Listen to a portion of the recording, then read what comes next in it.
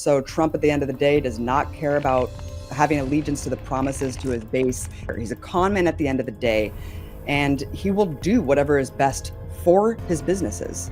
If we don't rise up and stop Israel from committing this horrific genocide in plain day, what is next? You cannot keep people deprived of basic human rights and liberty. You can't keep people caged like animals. You can't starve babies. So growing up as an American, Israel was always kind of an extension of my country. It was always seen as, essentially the 51st state. They kind of used Trump as a Trojan horse to try to reinvigorate the neocon plan, the long-standing dream of regime change in Iran. My name is Charulata Biswas, and today I'm being joined by Abby Martin, who is an independent journalist, filmmaker, and creator of the Empire Files. Her film Gaza Fights for Freedom offers a raw, deeply reported account of the siege of Gaza, something rarely seen in US media. Today, as the dust settles on the ceasefire between Israel and Iran, we ask, is peace even possible when the world's biggest superpower, the United States of America, keeps arming both sides?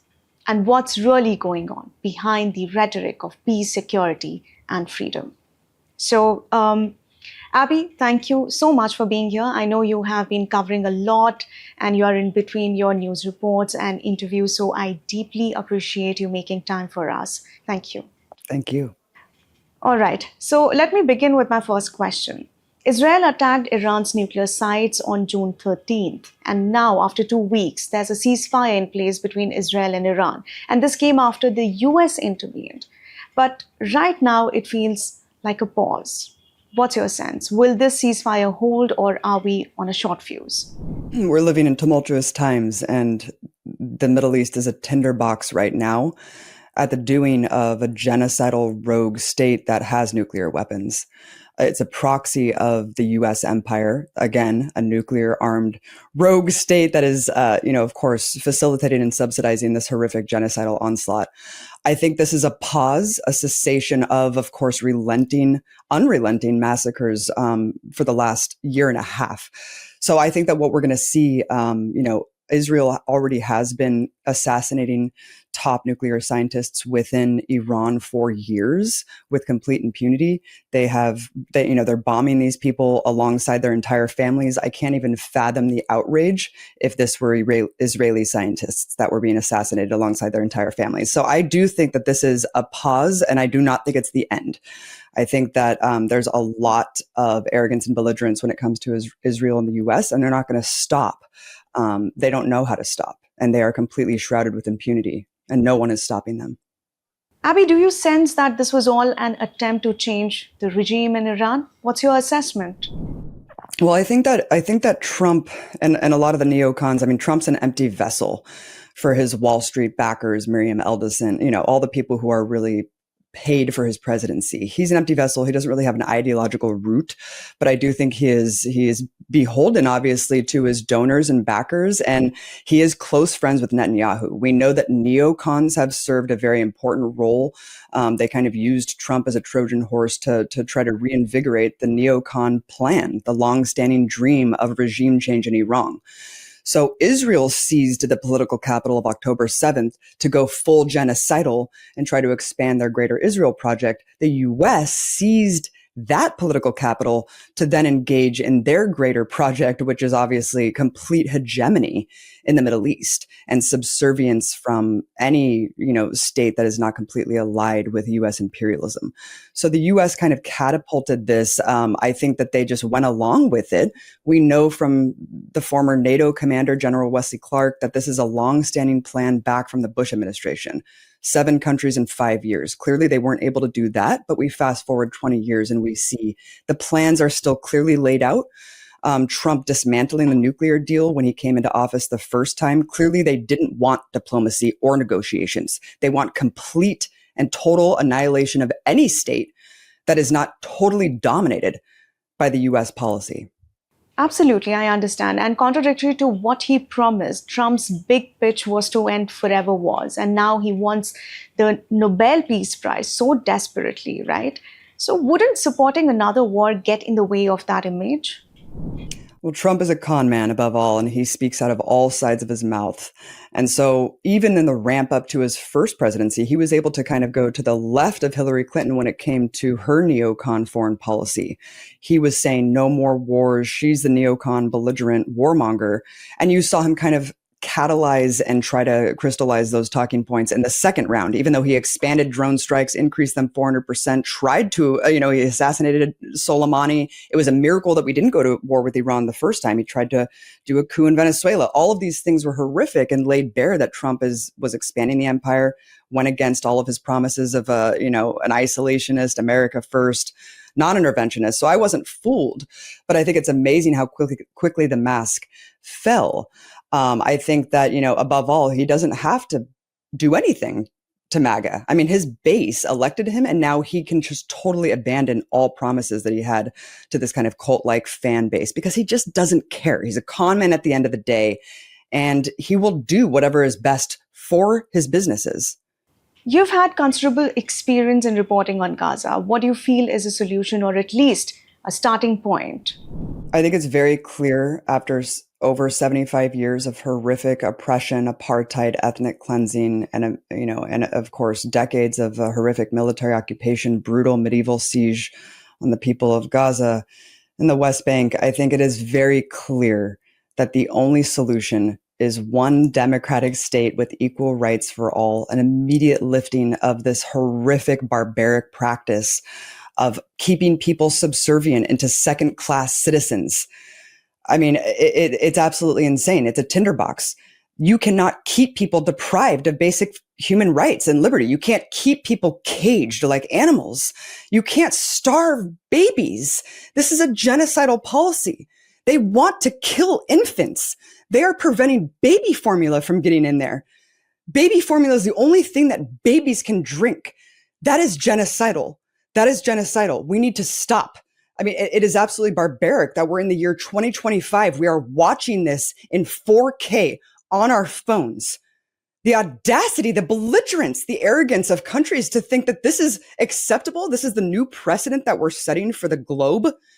If we don't rise up and stop Israel from committing this horrific genocide in plain day, what is next? What message is that telling the other countries of the world that they can do lawlessly? Does law mean nothing?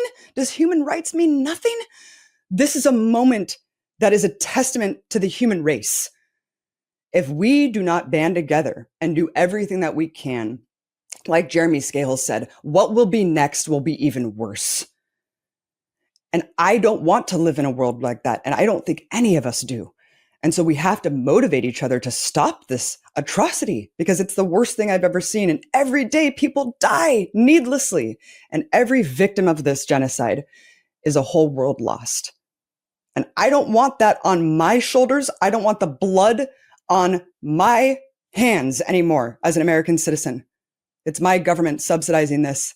And I cannot sit idly by and watch this for one more day without shouting from the rooftops, stop it, stop. The only solution is a complete and total end to this horrific policy, sanctions on Israel, accountability for all of the war criminals, mass re-education of the horrific genocidal mentality and mania that has taken over Israeli society, and a full democratization of the state, integration of the Palestinians as equal players. That and only that is when we can see true peace come to Palestine, Israel, and the Middle East at large, because we know that this is the crux of so much tension and strife in the region. Abby, the photos you posted recently of your friend's family who were killed in the middle of saving the wounded, that was quite heart-wrenching to see. How do you see the solution on Gaza being arrived at? Yes, my friend's family, Ahmad Salem, he was one kind, gentle soul who spent the last year and a half giving food and clean water and trying to help the children around him. Every soul lost is a person's world. And so to see my friends who I worked with on Gaza Fights for Freedom just day in and day out losing brother after cousin after neighbor after child over and over again, it's horrific. It's unrelenting. The loss is so immense. How do you wrap your mind around this? How do you wrap your mind around the fact that every single day Israeli forces are committing massacres akin to the worst atrocities that I learned about in history books, from the crime of the century, the Iraq War? I mean, everything that happens every day. Just look at the last 2 weeks. Tanks shelling into crowds of civilians, starving people coming to just get morsels of food, and tanks are shelling them, murdering dozens of people at once. I just cannot fathom. I cannot fathom the fact that we have let it get this far and that this kind of death and atrocities are normalized every single day. I can't fathom the fact that starvation is a necessary weapon of war to the so-called civilized world. This is barbaric and savage, and I can't stand behind it. And I am shocked and disgusted at the rest of the world, the leaders that are just sitting there with just only rhetoric and no actions. Israel should be completely isolated for its horrific acts against humanity, and instead they're coddled and protected. You know, there is a popular saying that no matter whoever becomes the US president, whether it is Democrat or Republican, the full-fledged support for Israel is always there. So why do you think it's there? And why is the US always there to protect Israeli interests? Well, the U.S., growing up in the U.S., Israel was always seen as an extension of the United States. Zionism was not really seen as a separate ideology. It was simply an extension of American exceptionalism. So growing up as an American, Israel was always kind of an extension of my country. It was always seen as, essentially the 51st state. I mean, the only democracy in the Middle East. We had to protect it, right? It was part of us. And so, not even knowing what Palestine was, not even knowing what Gaza was, the complete indoctrination of not just the distortion and mistruths about Palestine, Israel, but just the entire apparatus of global affairs, foreign policy. I mean, all we are is lied to. The entire media acts as an arm of the state, and it activates as a propaganda apparatus whenever this consent is needed to be manufactured. So when you see a Pew poll from last year saying more Americans half of Americans don't know if more Israelis died than Palestinians, that shows you that there's vast, deep-seated ignorance in even what is going on and the consequences of these policies around the world and how they're even linked to our government. But every US president, every presidential administration has staunch allegiance to Israel, because that's just the name of the game. That's the way the institutions are set up. You don't get into these positions of power unless you're a Zionist, unless you're a true believer in imperialism. So it's adjacent to US exceptionalism, to US imperialism. And of course, the lobby, to the extent that America has subsidized and emboldened the lobby, it's kind of become a runaway train where now you see lobby representatives undermining actual constitutional rights of American citizens, lobbying to state legislatures to pass anti-BDS laws and things like that and undermine our free speech. So it is confusing to people to think, how did this lobby get such undue influence? But it all does come back to the fact that it is empowered by the largest, most violent military apparatus the world has ever seen. And when Israel is a proxy to that, a rogue nuclear-armed state, an empire that's holding the world hostage with nuclear weapons, no one can bat an eye to that. No one can stand up to that because everyone's terrified of the implications of standing up to what Iran calls the Great Satan. Abby, you have called the US a glorified arms dealer, and this year's defense budget really seems to prove your point. It is the highest in American history. Both Trump and Biden talked about cutting spendings. So who's really benefiting from it? Well, the president is really the arms dealer in chief. That is what the job is. I mean, you look at all arms sales around the world, the United States empire provides nearly 50% of all weapons. It is the largest force of instability and violence in the world today. And that is without a doubt. We have the 5 premier defense contractor companies here in the US: Boeing, Lockheed Martin, Raytheon, Northrop Grumman, and General Dynamics. And all of those companies are pariahs. I mean, no one should be working for these engines of death and destruction. The lobbyists for the defense contractors sometimes outweigh even the congressional representatives. I mean, it's absolutely cartoonish when you see the actual way that the institution is built to just benefit defense contractors. War is a business, and business has never been better. And it doesn't matter what the outcome of the wars are, as long as the money keeps flowing and the weapons keep flowing. these contractors will make out with billions of dollars. Doesn't matter the millions of people that are thrown in the meat grinder in Ukraine. No, they are making record, earth-shattering profits year after year.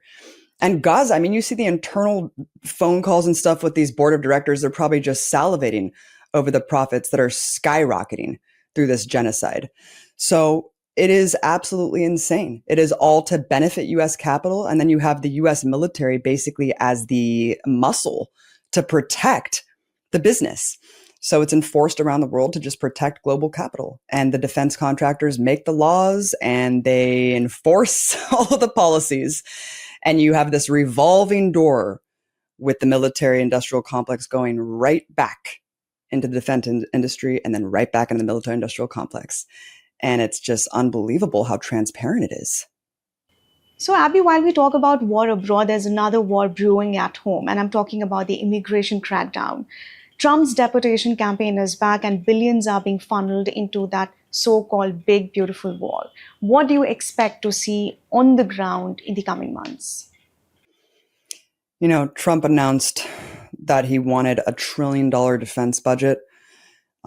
This is astronomical. If you actually look at the true cost of our defense spending, quote unquote, defense spending is really war. It's 1.5 trillion already when you count in veterans benefits. So this is how much the United States is already spending in totality year after year on war, and just making war a business. And like Martin Luther King Jr. said, when a nation is spending that much on an engine of war, at home, there's spiritual death. So you see this hollowed out of all the social programs. 60% of Americans have no money even for savings or for an emergency. People are at the edge. And so what you're seeing is with this horrific draconian overreach, this fascist, Gestapo in the streets, ripping people out of their homes, kidnapping people, ripping mothers away from their screaming children in the streets. Even people who maybe thought that they wanted to deport illegals or whatever the mantra is that Trump ran on, with obviously the Democrats agree to a certain extent. I think when you see this nightmarish dystopian reality playing out, people are shocked and horrified. They don't want to live in a country where it doesn't matter if your crime is stepping over an invisible line because maybe your country was bombed or sanctioned by the US and you have no economic viability. What's the bigger crime? Ripping a mother away from her child and throwing her in a detention facility, or deporting her from the country away from her children? That's a horrific crime against humanity. So I think that people really need to take a step back and look in the mirror.